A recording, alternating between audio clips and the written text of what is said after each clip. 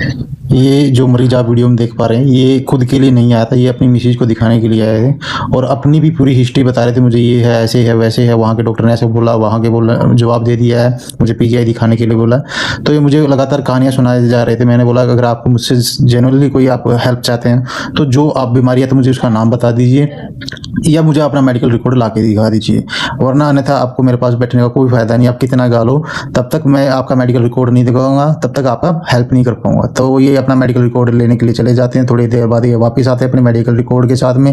इनका जैसे इन्होंने बताया था कि मेडिकल रिकॉर्ड काफ़ी मोटी फाइल है, आप भी परेशान हो जाए। हमने मेडिकल रिकॉर्ड देखा जिसमें इनके बहुत सारे टेस्ट हो रखे थे, हर डॉक्टर के पास रिपीट सेम टेस्ट बार बार हो रखे थे। और जो बीमारी जो इनको रेयरली बीमारी थी वो उसका नाम उनको याद नहीं था या ना ही इनसे कहा जा रहा था, क्योंकि ये ज़्यादा एजुकेटेड पर्सन नहीं थे। ये मिडिल क्लास बंदे थे जो एक ड्राइवर की जॉब करते थे, किसी स्कूल की बस चलाते थे। तो इनको जो बीमारी थी, हमने इसके सारे डॉक्यूमेंट देखे, हर डॉक्टर ने सेम रिपीट टेस्ट करा रखे थे। मुझे थोड़ा गुस्सा जरूर रहा कि सेम रिपीटेशन टेस्ट को बार बार करने से क्या बीमारी का डायग्नोस सही हो पाता है। तो फाइनली हमने क्या है डॉक्यूमेंट में वो ढूंढ निकाला कि इनको एंक्लाइजिंग स्पॉन्डिलोलाइटिस है। एंक्लाइजिंग स्पॉन्डिलोलाइटिस एक रेयरली ऑटोइम्यून डिसऑर्डर है जो कि आपके इम्यून सिस्टम पे अटैक करता है, जिसमें हड्डियों का फ्यूजन होना शुरू हो जाता है। हम उसका जो टेस्ट इनका हुआ, जहाँ से भी हुआ था, उसको हम इनको ढूंढ के बताते हैं ये प्रॉब्लम है आपको, मतलब आपका जो डायग्नोस है एंक्लाइजिंग स्पॉन्डिलाइटिस, और जो आपको मल्टीपल प्रॉब्लम हो रही है बॉडी में, सब कारण क्या है, इसी की वजह से है। और फिर इनको हम बुला के भी दिखाते हैं कि देखो ये आपकी वो रिपोर्ट है जिसकी वजह से आपका डिटेक्ट हुआ था। आप मुझे बातों बातों में घुमा रहे थे, मुझे ऐसा है वो जवाब दे दिया, वो जवाब, वो मैंने इनको क्लियर दिखाते कि ये टेस्ट है जिसकी वजह से आपका ये डायग्नोस हुआ था एंक्लाइजिंग स्पॉन्डिलाइटिस। तो इनसे वो नाम लिया नहीं जा रहा था और हर डॉक्टर इनको क्या ना सेटिस्फाई कर पा रहा था, ना समझा पा रहा था ये बीमारी क्या है, कैसे होती है। हर कोई ये कहता था कि इसका कोई इलाज नहीं है। तो ये आगे से आगे इनको दिल्ली, पीजीआई, इन्हें जिसने जहां इनको बताया ये वहीं गए अपनी बीमारी का समाधान के लिए, क्योंकि इस बीमारी की वजह से इनकी बॉडी में क्या टेम्परेचर रहता था, जब भी ये टेस्ट कराते थे तो इनको टाइफाइड पॉजिटिव आता था। तो इनका ये भी, मुझे भी यही कहना था, सर मुझे बुखार तो रहता है, दूसरे मुझे पेट में दिक्कत रहती है, मुझे पाइल्स भी हो गई हैं।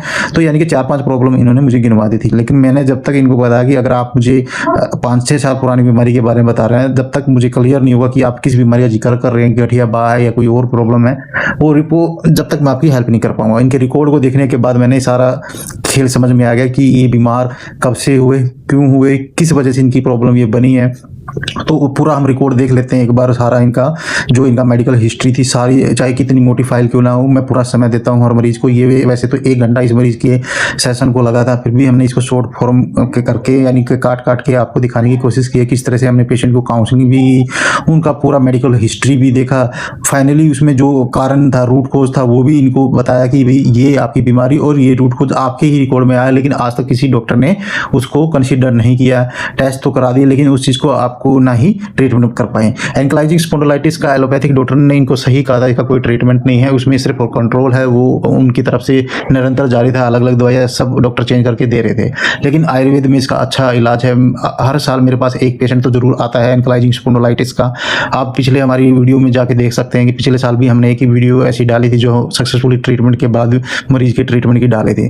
थोड़ा समय इसमें लगता है और मैं तब तक नहीं डालता हूँ, सक्सेस पेशेंट के मुंह से ही मरीज खुद बताता है कि वो ठीक है। अब तब लास्ट में अगर ये पूरा ट्रीटमेंट ले तो मैं आपको वीडियो भी दिखाऊंगा। मैंने फिर इनका एग्जामिनेशन अपने हिसाब से शुरू कर दिया, इनका टेम्परेचर लेना, ठीक है, और सारा मेडिकल कंडीशन इनके बारे में अपने डॉक्यूमेंट में मैंने लिखना शुरू कर दिया। तो इनको बाकी की फाइल हमने हैंड ओवर कर दी, इनकी मिसेज साथ में थी, तो आप इनको संभालिए। जो हमने देखना था वो सारी चीज़ें हमने राइट डाउन कर ली है और इनको अपने हिसाब से वाइटल लेना शुरू किया, जो कि मैं हर मरीज का करता हूँ। बीपी खुद चेक करा जाता है और इनका टेम्परेचर खुद लेते हैं हम, pulse rate, oxygen level, 4 parameter बहुत जरूरी होते हैं किसी भी केस को समझने के लिए।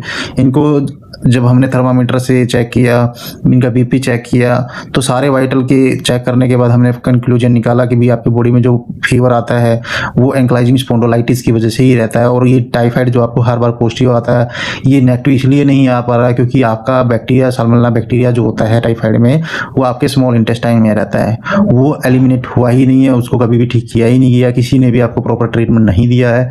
जिससे दूसरा कारण आपका ये भी है कि आपको एंक्लाइजिंग स्पॉन्डिलाइटिस है, जिससे टेम्परेचर रहता रहता है, जिससे वो कभी भी एलिमिनेट नहीं हो, क्योंकि ये साल्मोनेला बैक्टीरिया जो इसका होस्ट होता है स्मॉल इंटेस्टाइन, और वहीं पे ये पनपता रहता है। और जैसे ही आपको दोबारा फीवर आता है, टेस्ट कराते बार बार, ये पॉजिटिव आता है, क्योंकि इसका प्रॉपर ट्रीटमेंट किसी ने भी नहीं किया है। और प्रॉब्लम भी यहीं से शुरू होती है, जैसे कि आयुर्वेद भी कहता है कि सारी बीमारियां जो हैं हमारी पेट से शुरू होती हैं। हमने इनका नाड़ी एग्जामिनेशन भी किया था, तो जिससे हमें इनका आइडिया आ गया था कि भी इनको क्यों ये प्रॉब्लम शुरू हुई थी। हमने पूरा फिर केस हम समझने के बाद ही इनको समझाया कि भी आपको ये प्रॉब्लम कैसे पेट से शुरू हुई थी, और फिर हमने एक हमारा विशेष काढ़ा जो आयुर्वेदिक काढ़ा है, सर्व रोग हरण काढ़ा, वो इनको दिया, समझाया कि इसको घर पे कैसे आपको बनाना है और कैसे यूज करना है। ये सर्व रोग हरण काढ़ा हम बीमारी के अकॉर्डिंग, मरीज की शक्ति के अकॉर्डिंग, मरीज की प्रकृति के अकॉर्डिंग, मरीज की बीमारी के अकॉर्डिंग उसकी मात्रा का हम निर्धारण करते हैं। ऐसे ही हम इसको नहीं देते हैं मरीज को, जब तक देख ना ले, जब तक उसकी प्रकृति को ना समझ लें, रीति कौन सी चली, इन सब का ध्यान रखते हुए हम उसकी डोज बना के मरीज को देते हैं। और पहले हम इसको खुद बना के देते थे, पिलाते थे, लेकिन अब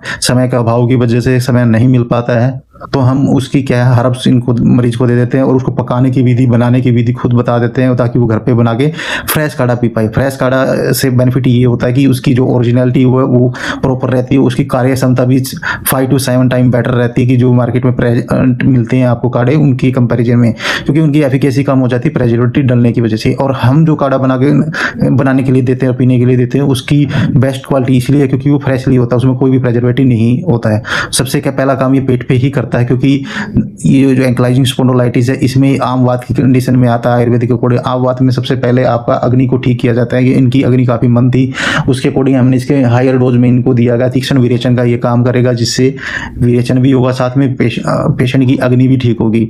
आयुर्वेद में भी कहा गया जठराग्नि जब ठीक होती तो आपका सही वात पित्त कब संतुलित हो जाते हैं।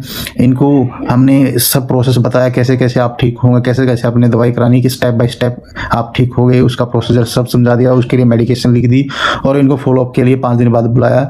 तो आगे जब ये पूरे ठीक हो जाए उसके बाद आपको वीडियो जरूर शेयर करूंगा।